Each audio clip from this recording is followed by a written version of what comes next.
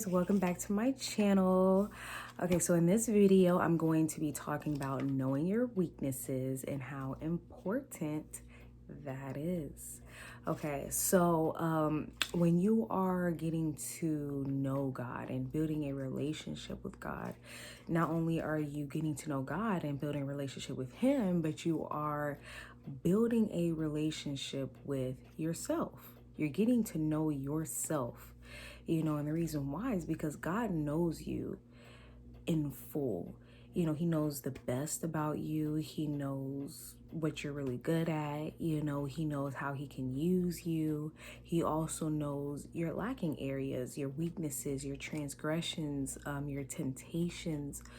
He knows everything about you. So, when you're getting to know Him, He doesn't want to leave that part out. He wants you to, get to know yourself and know yourself. This also helps to, stand firm in, your belief in God and His truth and things like that.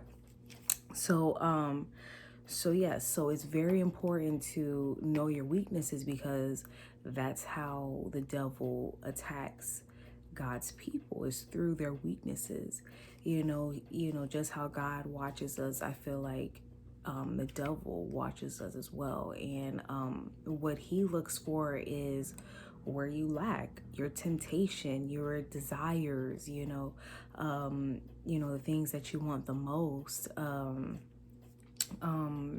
Just like I said, your weaknesses, your temptations, your transgressions, and he uses them against you so you can fall and you won't go to heaven and you go to hell. That's his plan. That's his ultimate goal. So I just want to give an example through my experience, and it's just a continuation from my testimony video. Of how I learned that I need to know my weaknesses so I don't make the same mistakes over and over again. So I'm not in the shackles of Satan, but I have that freedom that God gives. So, so just to give a little brief, I was founded by God through the Holy Spirit. And I got closer to Him, and after my heartbreak, and I was getting to know God, I was getting to know myself a little bit, and things were good. I mean, even though I was still heartbroken, and still going through that pain, it was very comforting to know the Creator and gain a relationship with Him. So fast forward, I fell off from my faith due to my actions, and not anybody else's but my actions. And I strayed away. I got into the new age spirituality. I was getting into tarot cards. Even though I didn't buy a deck of tarot cards, I was watching tarot card videos all the time. I bought stones, and I was burning my incense to rid off evil spirits, all of these different things, animal spirits, angel numbers. I was getting into all of that, and I thought that that was helping me when really it wasn't. So to get into what my weakness was, I was in that process. I was being constantly accused of things that were not true, and it took a toll on me. That's why it's very important to speak encouraging words to people, because you just never know what they're going through. So you speaking discouragement and harsh words, it just puts them in a lower place. It puts them in the pit deeper. So I was just being constantly accused, and instead of me sticking up for myself and saying something, I was really quiet, and I just held all of it in. And it was also because I was so lost, I didn't know what to think, and I was lost because I strayed away, and so because I strayed away, I wasn't really able to speak the way I wanted to. I just allowed those accusations to define who I was at the time, So once God brought me back, I started to come to my senses basically, and I was getting to know myself. I was getting closer to God, and that's why I was getting to know myself more. And I started to feel that anger. I was like, why does, my former friend continue to, accuse me of things when they're not true? And I was just, that anger was building up because I didn't say anything and I didn't really do anything about it, and I, God made me realize, the things that I was seeing and the things that were happening with my dreams, and things, just, it just made sense at the end. So I'm gonna go, touch back on the things that I realized and the things that was happening. So I remember when I moved out and I moved in with my former friend, I remember I was in the kitchen, and I was, just getting some pretzels before I went to bed. And I remember when I was in the kitchen, I felt this uneasy feeling, this as if someone was behind me, and it wasn't like a good person, or it wasn't like someone who came with love. It was like hate almost.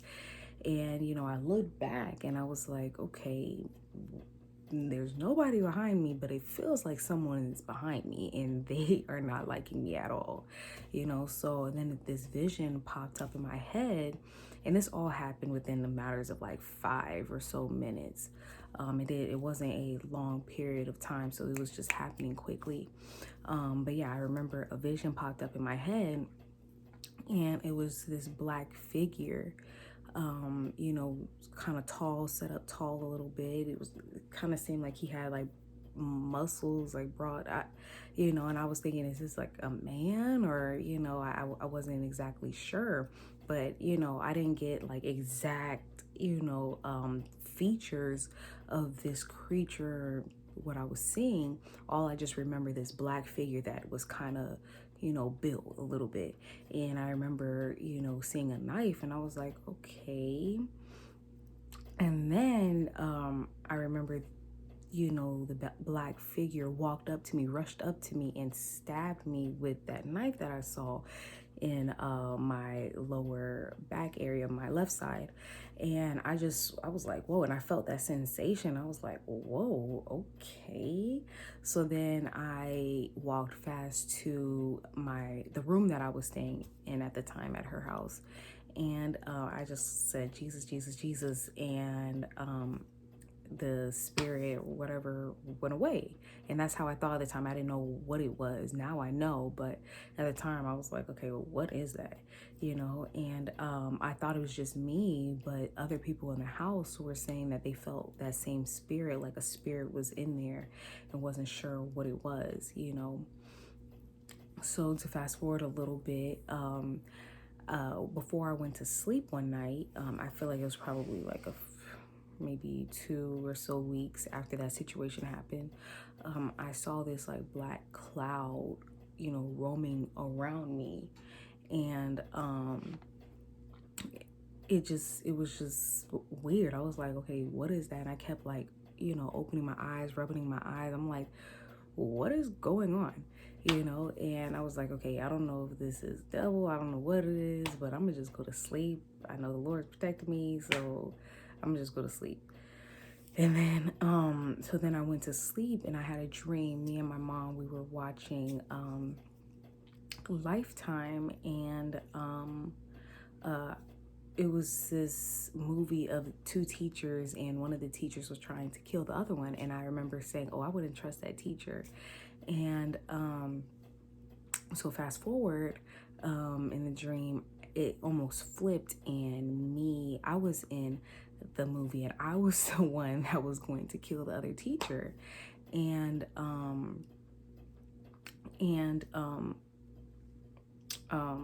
sorry, I'm trying to recollect my thoughts. But yeah, and I eventually had scissors toward the other teacher, and I was pointing the scissors towards her. And And then she was like, look behind you. And that same figure that I saw in the kitchen came behind me. At this time, it looked like he had a cape on, like almost like a vampire or something, but he had a cape on and came back and like stabbed me in the same place. And I jumped out of my sleep and I was like, okay, Lord, this is not the first time I was stabbed up in this house in the same spot. What is going on? Okay. I was like, and I was just stuck the next day. I was stuck because I was like, okay, what is going on? Okay. And and come to find out, yeah, when I got home, after like it was probably about like maybe I don't know. I know it was at least like 2 weeks after I had that dream. I went back home. I was only there for like 2 months. But when I went back home, it just all made sense. Everything else that happened as well. My former friend came up to me and was like, for some reason I felt uneasy with my mom with a knife. She saw her in the kitchen with a knife and she was just cooking, wasn't anything weird or crazy, but yeah, she was in the kitchen cooking with a knife and that was the first time she felt uneasy. So I was like, okay, I remember that. And then I remember she said that she had a dream that I died and she was crying and she was telling her mom. And I was like, okay. And then, after the accusations and how I got so angry, I was like, yeah, okay, something was going to happen. And God gave me that revelation that my weakness was not speaking up. And not speaking up, I was letting those thoughts fester in my head, in my mind, and in my heart. And eventually I was going to blow up. I wasn't intentionally trying to hurt her or anybody in that house. No, it's just when don't know your weaknesses, the devil can use that against you. And that's exactly what he was doing. He was using that weakness against me, not speaking up and it turning into anger, and my mom and my grandmother, they were like distraught when I moved out, and they kept thinking and saying like, okay, something bad is gonna happen. They're gonna get into like a fight. And that's what my mom said when I came back home. She was like, I thought that y'all were gonna get into a big fight. And I was like, for some reason I had that same feeling. And I really believe that's what was gonna happen. We were gonna get into a fight. I was gonna attack her because I was so angry of the accusations, because I was never had intentions of hurting the girl or copying her, because that was one of the accusations. I never had, those kind of thoughts. So, being accused of those things, eventually it was building up. It's like a volcano. That's basically what was happening. I was a volcano and my lava was building up, and I was gonna explode, and that fight, I believe, was gonna be pretty bad. And that's when her mom was gonna, try to protect her daughter. And the stabbing part, but that's just what I truly believe it was gonna happen. I when I tell you, when I was given that revelation, still to this day I try not to believe it, because I'm like, what? And at least like not the fact that I went through that, but the fact that that was gonna happen. I'm like, what? That was really gonna happen? But it's true. And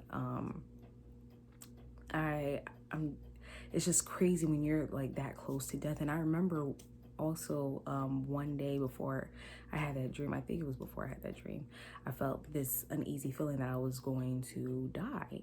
And I was like, and it's a feeling that I can't really explain. It's almost like you standing in front of a gun and someone standing behind the gun, and them going to shoot you, and you're like having those thoughts of like, okay, it's my time, and just all these thoughts running through your head. Like, it was like that kind of feeling, but there was no gun, there was no other person, so I was just It was a very uneasy feeling, but I just truly believe that if it wasn't for, God's grace and mercy, if it wasn't for the prayers of my mother and my grandmother, I don't believe that I would be here today. And that's only because of my actions. And now that I know that, okay, that's one of my weaknesses, I need to do better on that, like not letting things fester, but point them out, especially when they're, of course you have to pick and choose your battles. Of course you have to do that. Some situations aren't that serious to, some situations you could just brush off your shoulders and be like, that don't bother me. But then other situations that bother you, and they're coming from people that you love, or you are surrounded by closely, your family members, your spouse, those are things you don't want to let fester in your mind and in their minds as well. The best thing to do is to talk about it, to point it out. Let's put everything on the table now instead of later on, because then it's going to be worse later on. That's how the devil can use us, by not solving our problems. And then, I was a runner, and I was definitely a runner, and that made me realize, okay, I can't be a runner no more. I have to face the problems that I'm in, the problems that are in front of me. I have to face it. If not, it's going to fester into a bigger situation that could have been prevented. I also realized that I needed discernment. At the time that I didn't have that, but now I realize, I'm like, okay, yeah, I do need discernment, knowing when to just pull myself out of situations. At the time, I kept myself in that situation wanting a friend, but is a friend more important than your mental and spiritual and physical health?